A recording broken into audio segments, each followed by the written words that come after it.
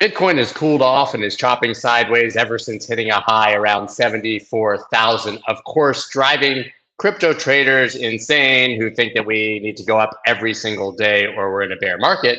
And of course, leading Bloomberg and other financial publications to search for reasons in macro why Bitcoin is not making new all-time highs every single day. I have one of my favorite guests on today, Noelle Acheson, to discuss this and everything happening in Bitcoin and macro, and of course, Texas West Capital at 9:30 a.m.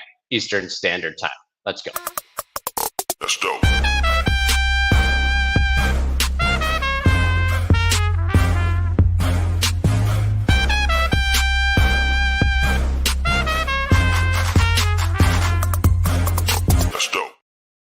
What is up, everybody? I'm Scott Melker, also known as the Wolf of Wall Street. Before we get started, please subscribe to the channel and hit that like button. I saw you guys mentioning an echo and realized I was talking into my AirPods and not into my microphone, and hopefully it is better now. But I'm the guy who makes those kind of mistakes on a daily basis, even though I show up and do this every single day. Sad for me. As I said, guys, we're having a bit of a Bitcoin correction, if you want to call it that. Bitcoin currently trading at 65,936. If I had told you 5 or 6 months ago that Bitcoin would be trading at $66,000, you would have lined up outside with no food in the freezing cold for a month to get in on that sweet price action. But apparently now we're in a bear market because we have hit 74,000. That's what I'm hearing from the community. I want to talk to Noelle about this because I think 66,000 is a pretty decent price for Bitcoin. Hey, Scott, how are you? So good to be with you here. Good. I mean, 66,000, new all-time highs. Halving hasn't even happened. It happened in only a matter of months. Yep. Seems like pretty good news. Yeah, a matter of weeks even. I mean, we're looking at the end of April, so we're just days away practically. And this is a breather. I mean, this is a welcome breather because up only, as we know in crypto, is a myth.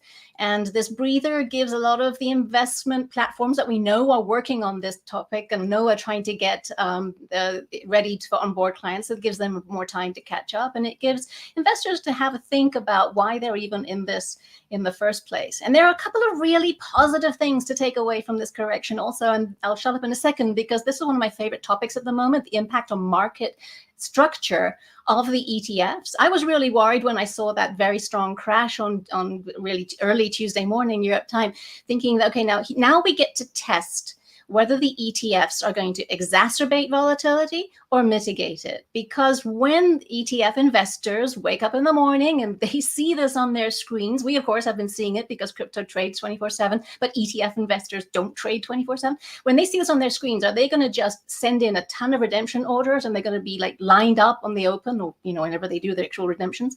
But we didn't see that. We didn't see the big crash yesterday. So ETF investors were not dumping in panic as we had feared they might. We're actually starting to test that. That is very encouraging. I have a few theories as to why that might be the case, probably worth putting out there. A, I would imagine that a lot of the people who have bought the ETFs are not even checking the price in the morning and don't even know that the price has quote unquote crashed or corrected, because hopefully they're the type of people who added 1% and might look at it in 6 months. That's one theory. I mean, that's really my main theory, to be quite honest, is the kind of people who are buying these are probably longer term investors and just aren't looking for an exit the day that it happened. So that's what's encouraging to me. And we saw a bigger drop even a week or two ago and thought we might test that theory, and we ended up with net inflows. Even though GBTC was outflowing, we still saw net inflows. So I think generally it's just a different kind of investor in our echo chamber. As you said, we're obsessing over the chart, but I just don't think they are. Absolutely, because also the ETFs are a terrible vehicle to trade because they don't trade 24/7, 365. I mean, why would you intentionally limit yourself if you are indeed a trader? They would be holding an account on Coinbase or similar if they wanted to be in and out with agility. So I think you're totally right. But to actually see that happen, because also, Scott, we hear, we get told Bitcoin is volatile. For new investors to actually see it is something else. But they held, okay, it wasn't a stellar day for ETFs yesterday, but they held pretty firm. Interestingly, I actually have this news brought up. We did see something that might attract our attention, which is that ARK21 shares BTX ETF logged an 88 million outflow, which was more than Grayscale's outflow. This is the first time we've really even seen a sizable outflow from any single ETF not named Grayscale, but also certainly the first time that we've seen one larger than what was happening in Grayscale. I have no theories on this, to be quite honest, but really was surprising when I dug into the news today.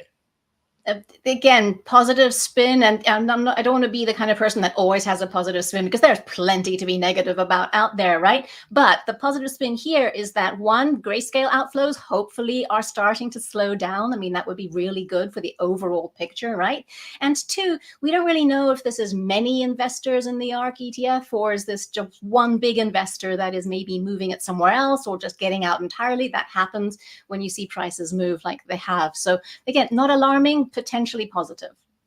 So I want to share a few of the narratives that are circulating about the interrelationship between macro and Bitcoin right now that are being used to sort of explain this correction. First, Bitcoin sinks on ebbing Fed rate cut bets and cooling ETF demand. Okay, cooling ETF demand, debatable, but do you think that the fact that we're seeing less excitement about interest rate cuts could have anything to do with the fact that Bitcoin's trading at 66 versus 74? Yes, absolutely. In fact, I'm pretty sure it's the main driver. And there's several messages here. One, we can talk about whether this is the correct narrative, the correct macro narrative to have at the moment. And Scott, I think you and I talked about this before. We both agree that the market was just getting it wrong on pricing in 6 rate cuts at the beginning of the year. And I think they're still getting it wrong pricing in 3. I think it's going to be a lot less than that. And we'll get into why, if you like, a bit later. But pulling this back to the crypto question, yeah, Bitcoin is still a macro asset. It's not ever going to decorrelate totally from the macro drivers, because there will always be a strong investor cohort that sees it as a macro asset. When they see it as a macro asset, they treat it as a macro asset. It behaves like a macro asset. And this is where market structure comes back in. The price is always decided by the last trade.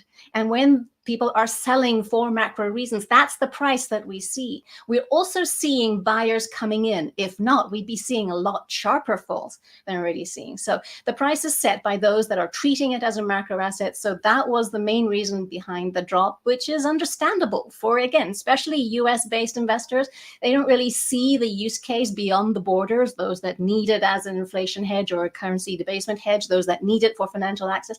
They are going to treat it as a macro asset. So macro is always going to be a very strong driver, but narratives do come in to support it, and things do shift. I want to circle back in 1 second to the Fed and rate cuts and what you said about them getting it wrong, which I think you and I have shared that opinion, probably going on 12 to 18 months at this point, it feels like. But this is the other one. Bitcoin back down to 66K as rising treasury yields catch investor interest. Do you think that people would be buying treasuries in lieu of Bitcoin because they think yields will be higher? I think perhaps not. That's part of That's it. a stretch to me. Yeah, I say not necessarily. It's just a symptom, a signal that risk assets are not really where you want to be when rates expectations are going to be repricing and yields are going to be heading higher. And there's a whole lot of other reasons why yields are heading higher. It's not just the rates expectations. It's also the fact that there's a flood of debt coming out. And it's also, I think, Scott, and I think we're overlooking this a lot in markets, it's also just risk premia. There's bad stuff going on out there. We've got Iran threatening to retaliate against the attack from Israel on its consulate in Damascus. That is not good in any shape or form. And the US, what can they really do about it? So there's a risk premium in markets that we can't really overlook, and we have to ask ourselves, what's going to make that any better? So it's the yields maybe, but I think this is just let's go into something like Nvidia, which is probably going to be doing very nicely. Thank you. Let's go into any of the other opportunities that are less risky given the shifting rates environments. And right now, the US is continuing to drive the price through its macro realignment, shall we say. So I do want to talk about the Fed and how predictive markets seem to be getting it wrong. It's a debate that I seem to have endlessly with people on Twitter. If people remember a year ago this time, maybe even 14 months ago this time, we were supposed to see 6 cuts in 2023, right? And now it's 2024, and we were supposed to see 6 cuts, as you said. In December, I looked it up actually on CME Fed Watch. There was a 72% chance of at least 2 hikes by May. And there was, if you included 3 to 4 hikes, it was 89% chance. And here we are. So even on CME FedWatch, which is the most reliable predictive engine, you have poly markets and all these other where people can actually bet on these things.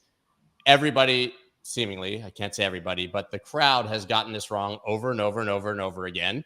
And even today, we have incredibly strong private sector employment, 184,000 jobs versus 148,000 forecast. And we even see March annual pay up 5.1%. So knowing that the Fed only watches inflation and jobs in theory as their mandates, they watch everything, but those are their mandates. Inflation is sticky at 3%. Jobs are strong. Wages are rising. Wouldn't it be more rational in a vacuum, not looking at the treasury, et cetera, for the Fed to hike rates again instead of to cut them? Oh, but that would be so unpolitical, so unpopular politically You speaking. can't do it in an election year, No, but wouldn't that rationally make sense if these numbers are accurate?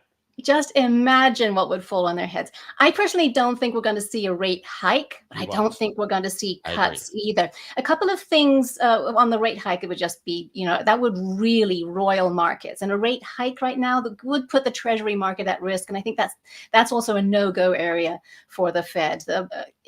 We all know that employment and stability of prices are their main mandates, but the unspoken mandate is they got to keep the treasury market working as well. And a rate hike just might send the move index into the stratosphere. But going back to are they going to cut? Why would they? Seriously, there's no reason to cut. One, you've got stock market breaking through all-time highs. Why would they cut? Okay, stock market's not the economy. Going down to the economy, financial conditions are as loose now as they were in early 2022 before the Fed started hiking. You have annualized growth of consumer credit climbing and now higher than it was before the pandemic. And corporate profits are doing really pretty well. Again, doing better than they were before the pandemic. So why on earth would they cut right now? We are also seeing the data that you have pointed out that is showing inflation's not going away. Employment is still strong. The economy is doing very well. Atlanta Fed GDP Now model knocked it up 0.5 percentage point, their expectations for the first quarter to 2.8. I mean, that is very far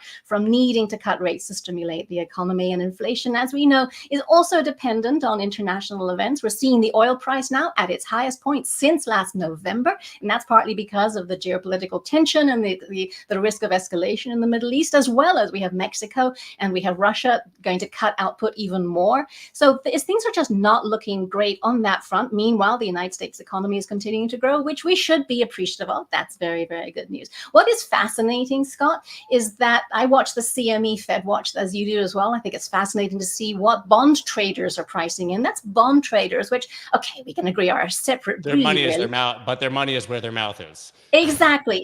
But what's really interesting now, which I haven't actually seen for a while, is that you have the economists of Wall Street actually agreeing with the bond traders. Often they're speaking different languages, but right now the economists are the consensus forecast from the big houses is also 3 cuts this year. Why?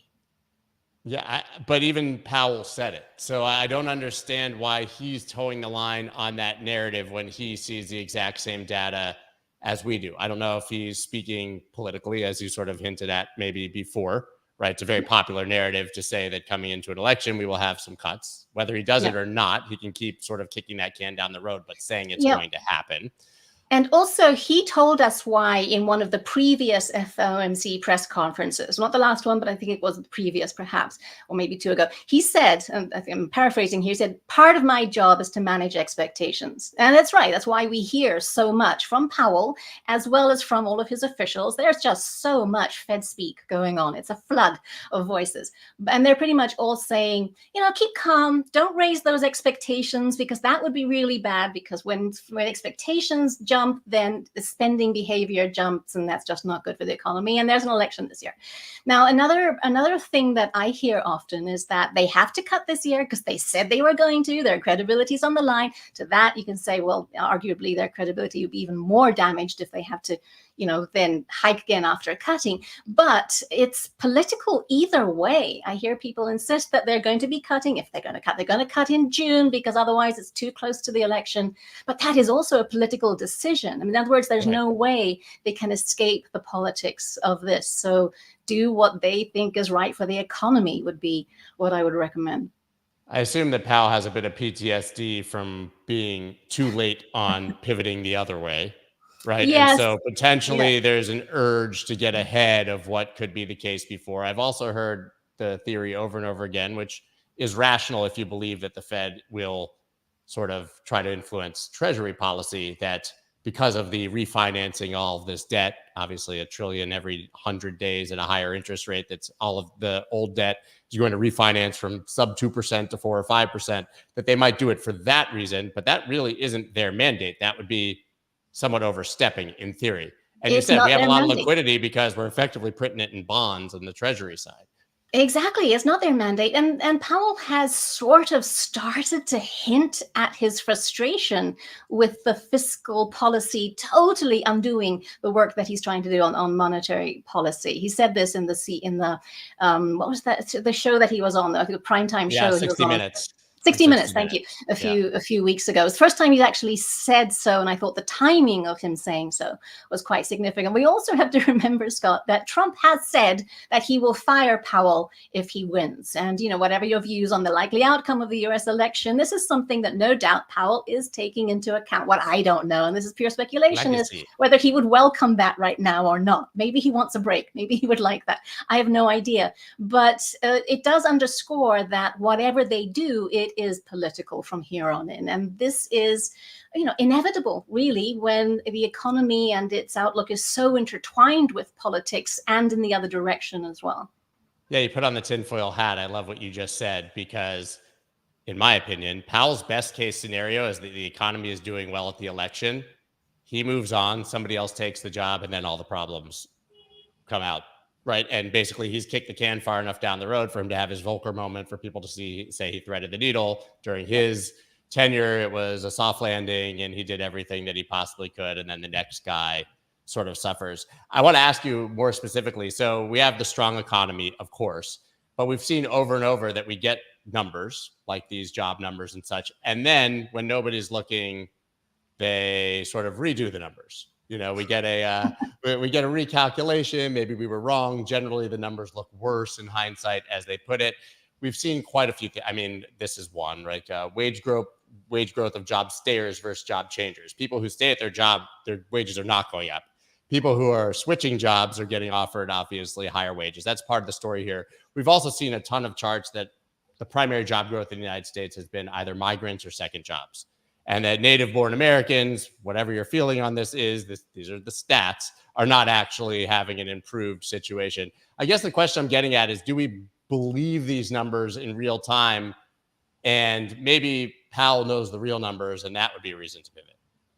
Data is noisy, right? Another saying that I love is, if you're going to predict often, eventually you'll be right. So I think what we've got here is, one, data is really noisy. Two, there is no way to get accurate data, because we're talking about a very wide range of data points here. We're talking about people, and no jobs are the same, no people are the same, no regions are the same. But and they're done by surveys, and people don't answer surveys anymore. When last did you answer one of the surveys that you probably get in your inbox? We got better things to do. We're online all the time, so it's not even special, and they shouldn't even dare to call us at dinner time. So surveys are simply not as reliable as they used to be, even though we do have better mathematical methods with which to calculate. But they have got to do something. And one day we'll get to a point where it's all automatic, and they'll know exactly what prices are doing through the receipts at tills, but that data structure is not yet in place. I know they're working on it, but data is unreliable, yet they do have to rely on that. One thing that I've been so frustrated by, Scott, is when the Fed keeps insisting that they're data dependent. We're getting that here in Europe as well. Data dependent means, one, you're relying on incomplete information, and two, backward looking. All of the data that we're getting is backward looking, and we know the dangers of reacting too late, because they did this in the last time. So do we still think that a recession is coming and they've just managed to push it further down the road, or blue Well, it skies comes ahead. down to the definition of recession, doesn't it? I mean, some very smart analysts have been talking about what they call rolling recessions, just going through various industries, but we're not going to see it at the economic level and as a whole because of timing differences, because of structural differences, and because of fiscal policy selection, should we say. But recession, I still think we're going to see one. I do. I don't see Me how too. we can actually get away with not having one unless we see the government just print, which is actually probably just as likely, if not more so at this stage. I'm coming around to that. That's just kicking a recession into a future depression, but it would Yes. work politically and it would work for now. I've said many times on Macro Monday to Dave and Mike and James, what I've been most astounded by is the ability of the government to kick the can down the road on these problems and how many levers they have to pull behind the scenes that we probably have no idea about as we try to analyze these things to keep everything propped up. And maybe they can Yeah. do that almost indefinitely. I have no idea. But you look at all of the charts and you look at the math and you look at the numbers and you look at commodities crashing and you say recession, recession, recession. And it just Yes. never seems to come, at least not here. It's also disingenuous to say no recession when we know we've had them in other parts of the world. Absolutely. But the thing that we tend to forget, I'm in Europe, as I think I mentioned, is that the United States is in a privileged position because its bonds are seen as the safe asset in times of turmoil, which, let's face it, is, if not already here, it is certainly coming. So they can issue more bonds, and they will issue more bonds. Have you seen the levels of U.S. government debt are as high now as they were during the pandemic? And one, we have a growing economy, and two, relative peacetime so far, touch wood. So why on earth? I think partly it's because they saw that modern monetary theory worked in the pandemic, got us out of the hole. So let's just keep on doing that. What could possibly go wrong? On the government spending, though, and we're seeing this work. I don't know if you looked deep into the latest employment data, the last release. We saw that government jobs were 20% of the increase in jobs, 20%. And the last time they were that high was in 2008. Just saying. It's incredible. I'm trying to look up the numbers, but I don't have it for 2023. But the amount, I was astounded. I heard it on a podcast recently, but the amount of people employed by the government in the United States and the percentage of effectively GDP that is, I mean, it's just incredible. It is. And, jobs are great, but we got to start to look at the sustainability of this. It's just like spending is great, but the sustainability and the productive output of that spending, that's actually what matters. So what does this all mean, in your opinion, for Bitcoin? To circle back to the original topic, we know the 4-year cycle, the halving coming. We have, I would say, generally tailwinds from ETF inflows over time. I don't think we expect those to diminish over time. We will have these pockets where perhaps people panic sell or need to sell something for taxes, whatever narrative it is.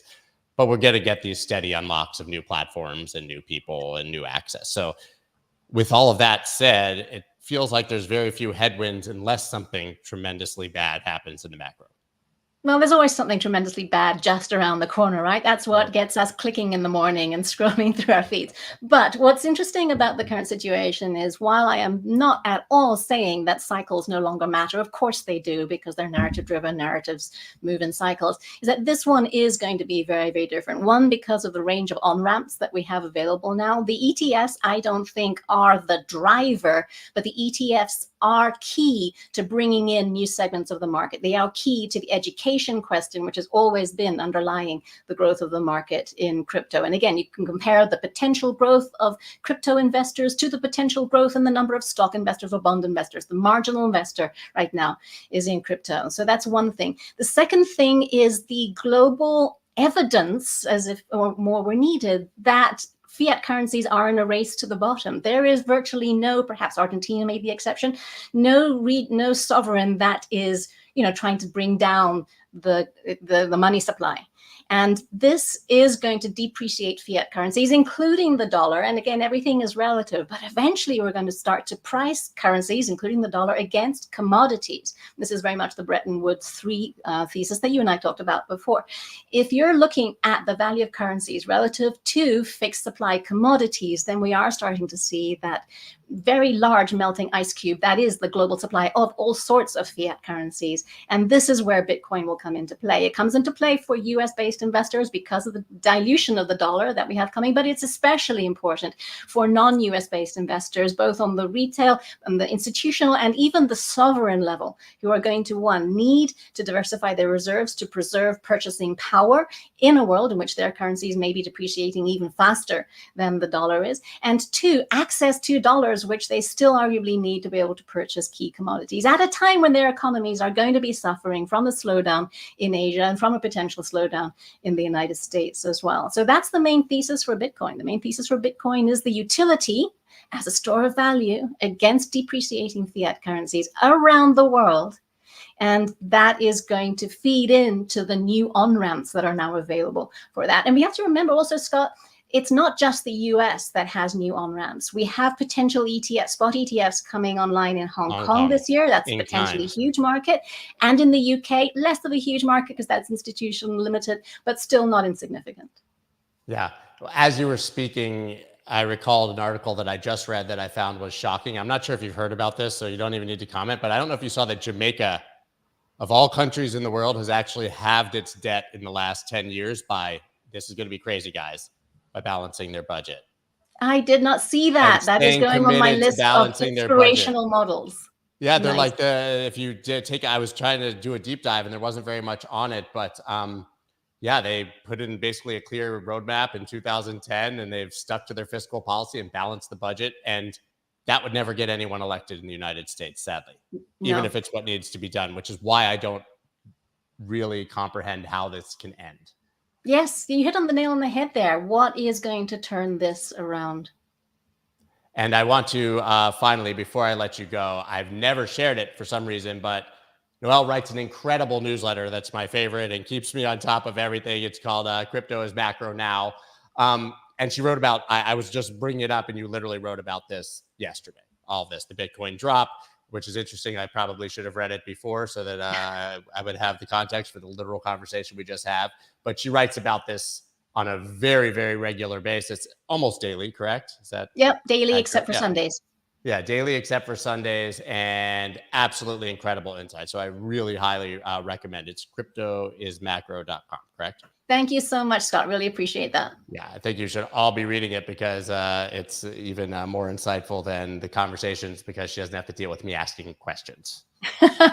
Although happy to take feedback and happy to be as interactive as possible. You know, I sometimes have people ask me, how do you come up with something to write about every day? And my problem is to figure, what do I leave out? There's just so much going on and it's all so interesting. But I do try to take a step back. I don't get into market technicals. I don't know the slightest thing about technical analysis and I never give trading ideas, but I do care very much about the impact of the macroeconomy on the crypto ecosystem, but also of the crypto ecosystem on the macroeconomy. And arguably it matters more now than ever.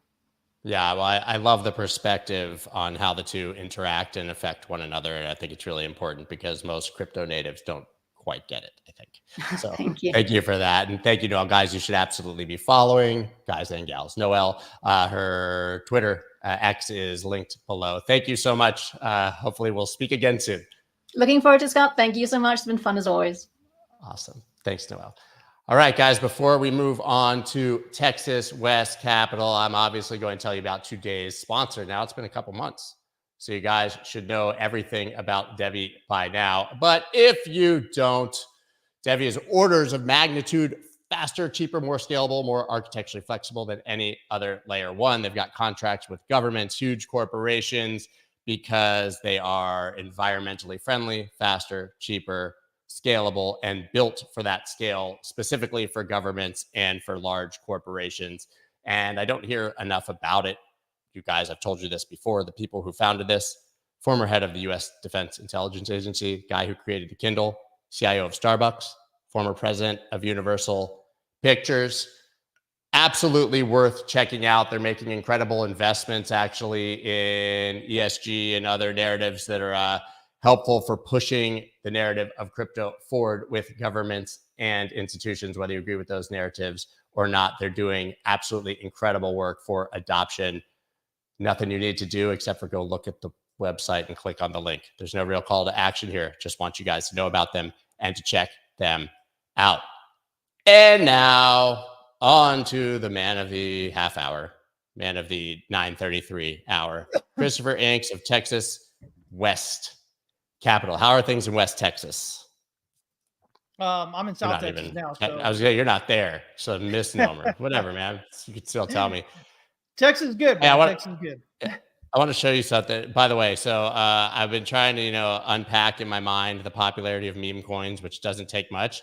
But I just happened to see this today. Americans spent over $113 billion on lottery tickets last year, more than they spent on movies, books, concerts, and sports tickets combined. So that explains meme coins to me. In one really, tweet. It's kind of funny the way you say it, but really, it does. I mean, we love to gamble. We love to gamble, and we want to think that we can get rich on one shot.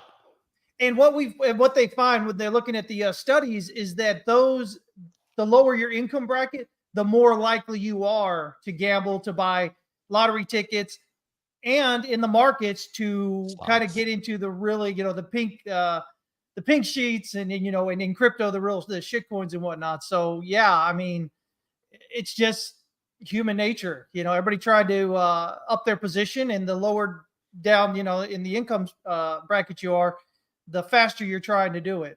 So yeah, you gotta hit that one lottery ticket to change your life and make you wealthy. And you will see a few people on Twitter who talk about how they did it. A, might be true, might not. B, call me in 6 months and see if they still have it.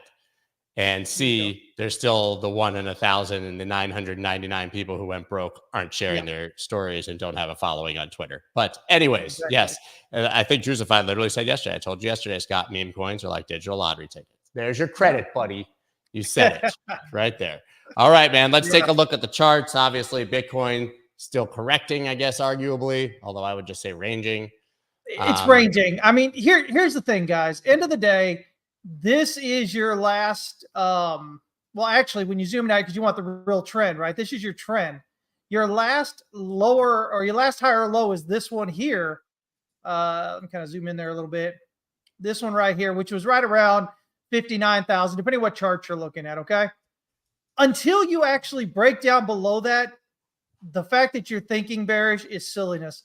And actually what you're looking for when it comes to structure is you want to see a breakdown through it, right? So you'd want to see something like this, like a breakdown through it, and then a reaction, a bit of a pushing back up into it, and then a breakdown below that breakdown. And then you go, okay, now we may have a pullback. And even here, it's not even necessarily, it has to be a reversal pullback, right? But until you're doing that, we are just sideways. And that's what I've been talking about for a month now. And everybody's freaking out on a 9% pullback or whatever. But I think it has to do with unit bias. Everybody's like, oh my God, that's, $7,000 or something. Well, yeah, but it's only 9%. So, I mean, in the grand scheme of things. Correction or consolidation, right? Yeah. So, I mean, for me, this right here, again, I've talked about this before. I've shown this so many times over the years. I know you know this. When you're coming in sideways between the pivot and the R1, and you're not even coming back to test the pivot, you're just ramping right up to the R1 into the R2 like this, very rarely will it not break through the R5. Almost exclusively, this setup, this price action right here into this leads to a breakout through the R5. So this is the weekly chart. So, we would say before the end of the year, you would expect this breakout above whatever it's around 117, 116. And that's not wishful thinking. That's not overly bullish. That's just this particular setup, which again, I've shown so many times on your show. I teach it over there at the Trading Academy. I've shown it on my Friday shows all the time. This is just one of the absolute best setups here. And it doesn't mean you won't pull back along the way, but ultimately you should be like, so this idea that the top is in is actual silliness, I believe. And as a matter of fact, I've got one other chart here. I posted this, I think just yesterday. And, I'm always kind of looking at, okay, what things usually happen with the cycles. And so what I found here was that once the monthly RSI breaks out here into overbought, it stays overbought until the end of the bull run. And the previous 2 times here, it's actually broken out above 96. And once it got above 96, then you knew the top was there or pretty nearby. The only time it didn't do that was this last time, right over here, where it hit 91.73. Still massively overbought for a monthly chart. yeah, exactly. And so right here, we've only hit 76.79. We're still overbought here. So, again, it doesn't mean that it actually has to do it. I want to get that out there. No, nobody says it has to do this again. But historically, you need to at least be looking at 91, up there 91, 96 before you consider that the top, that the bull run is probably over with. And, when you were trading, it's not about this being sure and being 100% positive, because if you are, I guarantee you're lying about making money consistently. But what you do is you look at, you go, okay, well, what does it normally do? What is it most likely to do that it's done previously? And you work with that first. And if it doesn't do it, okay, it doesn't do it. But most of the time, it's going to repeat generally or rhyme with what's happened previously. And so, that's how you trade. That's how you trade. So, yeah, I pointed this out on the weekly, the same RSI. People think, overbought tops in, but when you're on high time frames, that's the power hour. That's when you're just hitting the zone, right? And I said this when it happened.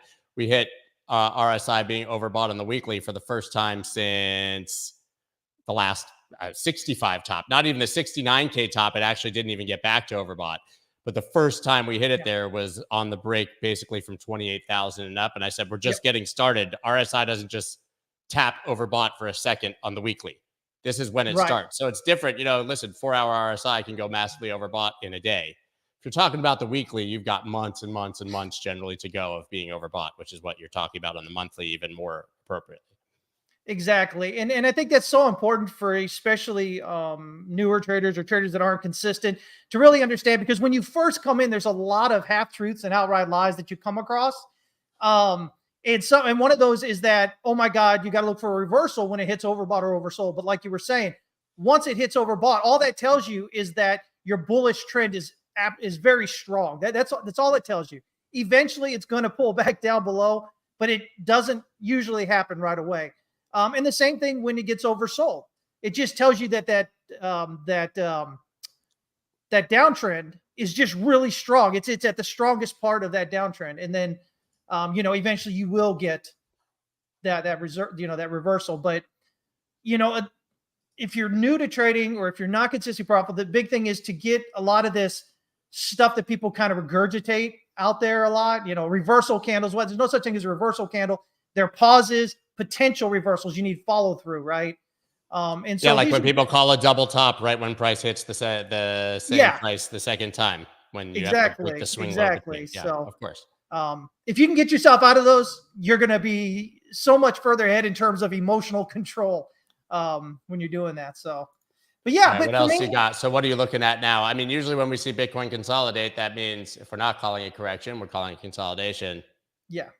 That means we got some opportunity in the rest of the market generally, even outside of dog with cat with face hat yarmulke. I don't know. Dog with butt. I don't know.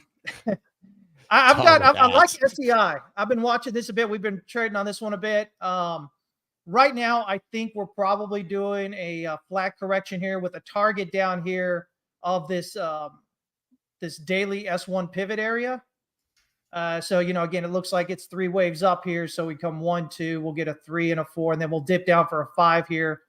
And that's the buyer. That's where you want. Now, don't just buy blindly right there, but zoom in. This is the daily. Zoom into a smaller time frame, maybe like the 4-hour, the 1 hour. Look for some kind of reversal happening down there in this area.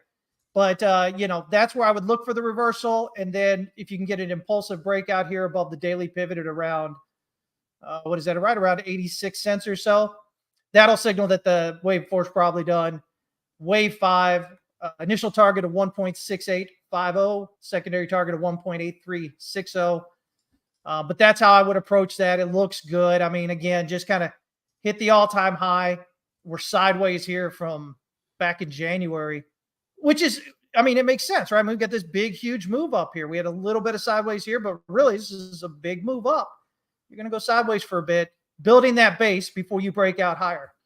So I like that setup coming up here. So just got a little bit longer to wait for that pullback, I believe. I've got Injective here. Starting out here the weekly, you see very clean descending channel, nice breakout, very clean ascending channel. And I wanted to bring this up here because you can see we're just consolidating again above the all-time high. Yeah, everybody, I just want to bring this up because everybody's freaking out about Bitcoin. Like, oh my God, it's not going up any higher. So it's got to be topped out now. It's going way back. And I'm just showing, you know, again, this is what you get generally. You usually get consolidation around that all-time high to build the base before you really break out and get your legs going. So right now, that's what we're looking at here. And if we zoom in to the daily, again, I'm looking for potentially, I'm looking for it to fall down further here and maybe hit this S1 pivot area. So that's right there around $28.20 maybe. And if we can get that, again, like the other one, I would be looking for that reversal right there to head up, right? Along the way, likely a breakout above this red descending resistance here will signal that the pullback is probably complete. Impulsive breakout above the pivot here, the daily pivot about $40.60 is going to signal that it really is. That's probably done in heading up. And I've just got a local target here of $78. So, I mean, even if you waited for the breakout above this $40, then you've almost got 100% rally getting up toward that local target. But again, I think it's another good setup. Been sideways here since right here mid-December or so, end of December. So a lot of good. It does look like potentially a bit of reaccumulation here. It does look like it could be. So again, looking for that potential, spring down here. I love Injective. Doesn't have to get there, but I think it will. Do it. Yeah, I like Injective. I love Injective. It was like the first coin in this cycle really to make a new all-time high from last cycle. And so now people get bored of it, obviously, because it goes sideways after that. But like you showed on the Bitcoin chart, usually it doesn't stop there. Yeah, and what'll happen is, it'll go sideways. Like I said, people get bored. They need the dopamine hit, right? Again, we go back to everybody's, gambling, and that's kind of really where we're at with it. And unfortunately, they're going to miss the breakout. They're not going to be in it, right? You should be getting in down in this area for this breakout here, not up here.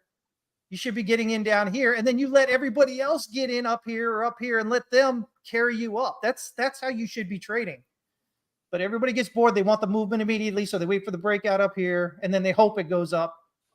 Nothing's guaranteed in the markets other than you're going to lose money from time to time. And the newer you are, the more money you're going to lose the more often, right? That's absolutely. I'm agreeing. I'm now looking at CRV. Yeah.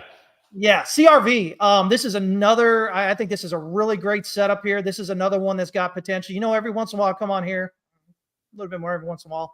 I give you guys a chart that really has potential, like a lot of upward, movement if you just buy it and you hold it for a bit. I think this is it. We've got this accumulation range since back down here at selling climax in November of 22. So we're still going sideways here.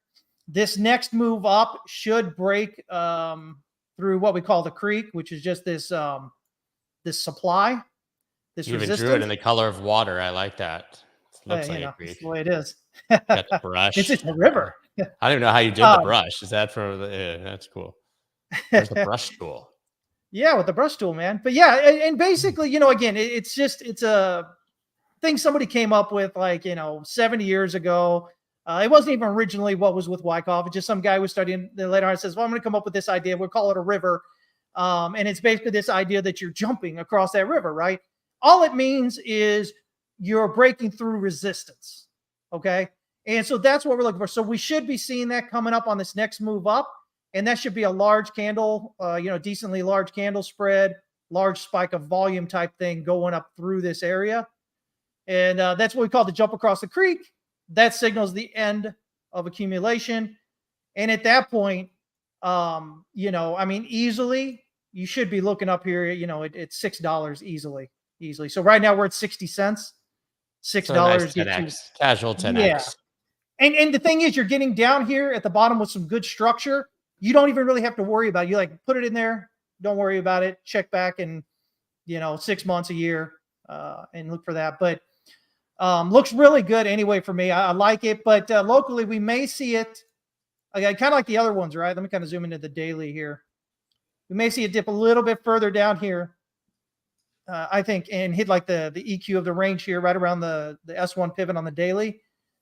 That'll get us 65%, 70.5% area. It's this range, 61.8 to 70.5. So basically 53 cents to 57 cents is the target area. I'm looking for it to get a reversal. So for me, I'm going to be watching at that point on that lower time frame to see if we can find a reversal on that to set up the potential move.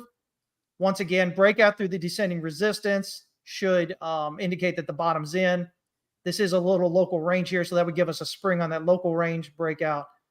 Impulsive breakout above the daily pivot here, it's 71, 72 cents, is going to signal that, add confidence to the count, we're headed up. And once again, you should be looking up there $6 at least on this. So a lot of good potential return on this one. Yeah, even just looking at it on mine on the weekly, I think there's a real, like if you want to take the super safe trade, there's a very clear, I think, defined resistance here at 87 cents. So if you flip that, you're gone. And that would also kind of be I think you're flying from there. Yeah. I mean, I think it's a good, easy trade. Just, again, but if you're new and you're watching this, make sure you're listening to what I'm saying. I'm not saying everything's going to happen overnight. It's going to get $6 overnight. What I'm saying is watch for the reversal in that area I'm talking about. And if you get it, that's a first, that's the first indication it's probably bottomed out. Look for the breakout above the descending resistance. That'll give you more confidence. Look for an impulsive breakout above the daily pivot. That'll give you even more confidence. Look for what Scott was saying, the swing high up there, get a break through that. So you've got multiple areas you can choose to get in, but don't put your stop loss like right below it, except in the case of, this right here. So, again, if you're getting this reversal and it's breaking through the red line, you can put your stop loss right below where you, below the swing low, wherever that happens to end up at. You don't have to put it way down here. But, the important thing is a lot of times people get in and they'll put the stop loss right below where they enter, and they're just begging to be run over for a pullback to push them and then go, unfortunately. But don't screw yourselves like that, guys. Okay. And then VET, man. Remember when VET was the thing? It was VEN originally before that, and then it became VET. So we were even trading it when it was VEN in the original days. Yeah, I had Sunny Lou, the founder of VeChain, on last week. Actually, he's great. But yeah, I remember it well. It's got great rally here off. What is this here? June of 23. It's got this great rally. It's come up here so far at the swing high there at about 321%. I've got two things. Like my initial thing says, okay, we're one up and two's in progress, and we'll look for a target down here at around 0.0269 area. It's the 50%. That would be my initial target. Wave 2 usually pulls back around the bottom of wave 4. However, just in case it doesn't go there. And by the way, if it does go there and we get the rally, wave 3 up here at 28, almost 29 cents, minimum expected target. Okay. Here's the thing though, locally here, if this thing breaks out above, say 5.1, 5.2 cents. Actually, you know what? Let me make it this one right here. 0.05328. If we're breaking out above that instead of getting down here, it may signal that we've got a nested wave 3 in here. And then we'll have a target wave 1 will end up here at 0.07. And then we'll pull back down here toward, 3 cents or so for wave 2. And then we'll get a little bit higher there on wave 3. But that would be the ideal. Right now we've got it as this 1, 2, and then 1, 2, or 1, 2, 3, 4, and then 5. That gives us 3. But again, it may be nested here, and this could be 1, 2, and then 1, 2, 3, 4, 5. That gives us 3, 4 on that pullback, and still have 5. So again, if it rallies from here and breaks out above 0.05328, then look for wave 1 to terminate up here around 7 cents. But I do think it's probably done here. So if we can break down below this swing low, we should be looking down here initially at 0.0269 to get us a wave 2 and start looking for potential reversal there. If it continues going lower, that 61.8 is the next target at 0.02275, and then the 70.5 down here at 0.02. Those would be the other targets I'd watch, but usually your wave 2 will pull back to the bottom of your wave 4, which is a 50% area most often. So that's where I'm really looking for it to kind of pop out of. But again, another good good chart there, another good rally. And again, this is just wave 3 locally here. The overall it would go higher than that ultimately. Love it. I mean, this is one of those projects that actually has, I know we don't care about these things here, but like really adoption. I don't know if that means the token has to accrue value, but like the company itself is just incredible things with like, it's just impressive all that they've done, and you don't necessarily always see it in the charts. Well, and that, I mean, with how much rugging that we get and all this nonsense and meme coins or whatever, I mean, it's good to actually, even though I'm not a fundamentals guy, it's good to see a company that's actually doing something that benefits something out there, rather than just the lottery. Are you partaking in meme coins? Are you partaking? Are you partaking in meme coins? No. Are you participating? Me, man. I don't do that. I don't. We used to trade Doge, man. It was still a meme back then. Doge is the only one, but Doge because that was part of the culture. It was a special time. It was. Now it's going to $1,000 apparently, right? Again. Straight to 1,000 by next week, or I delete my account. All right, guys, you can follow TX West Capital on X/Twitter. And you've been doing some great spaces with Gary Cardone, by the way. So it's cool to see you doing some new stuff out there. Love it. Yeah, man. Gary's absolutely great. A lot of people get him confused with his twin brother.